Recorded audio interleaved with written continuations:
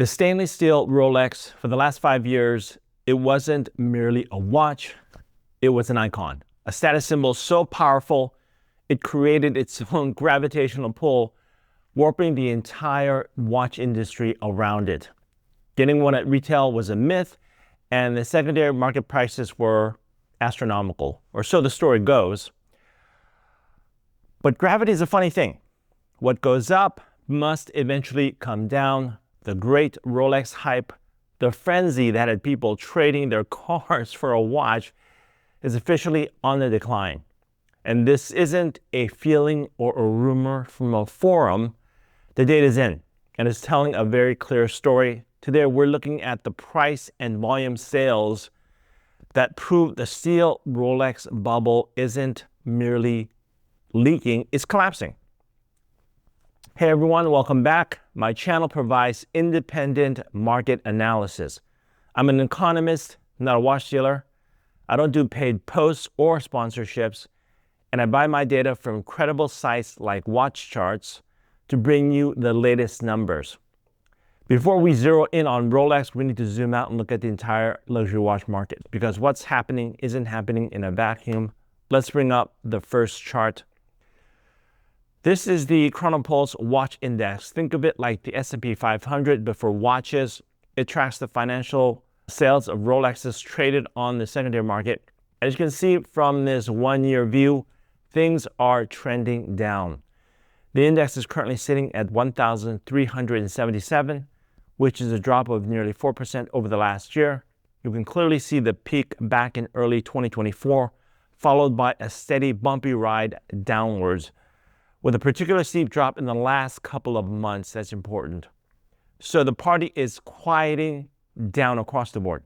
The era of buy any watch and it'll be worth more tomorrow is over. But if the whole market has a cold, Rolex might just have a flu. That leads to our second chart, which really narrows in on the Royal Crown. This table shows the most popular Rolex models and two key things: their market weighing, which is how much influence they have on the market, and their price change over the last year. First, look at that total number.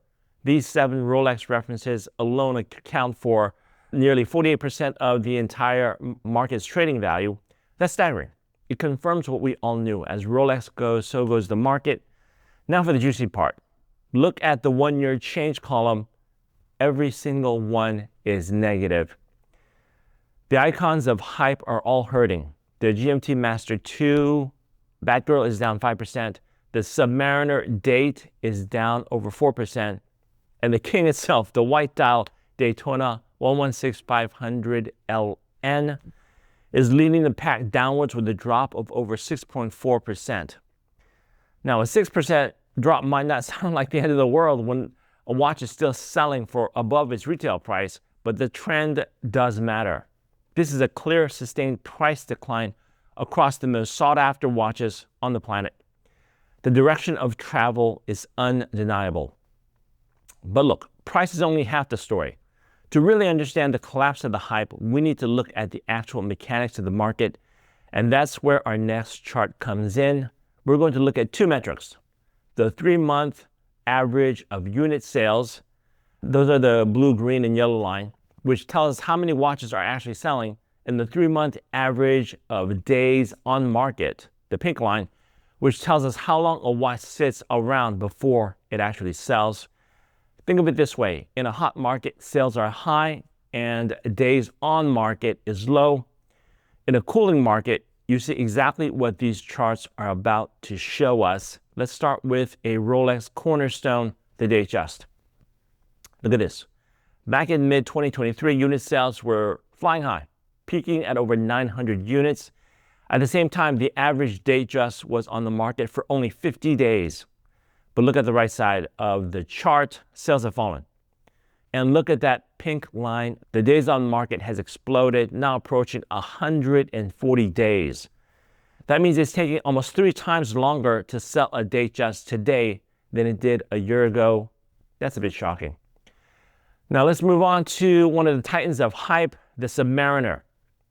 The Sub is the default daily for many Rolex fans. For years, you couldn't find one. Now, Well, dealers can't seem to get rid of them as quickly. Unit sales peaked in early 2023 at nearly 400 units, and they've been trending down ever since. But the damning evidence is that pink line again. At the peak of the hype in mid-2022, a Submariner sold on average in just over 20 days. Today it's approaching 80 days. It is sitting in a dealer's inventory for 4 times longer. The demand is shrinking and the supply is sitting stale. Clearly, the hype is dying. And finally, the one you've all been waiting for, the final boss, the king of unobtainium, the Daytona. If you want to see what a hype collapse looks like in graphical form, this is it.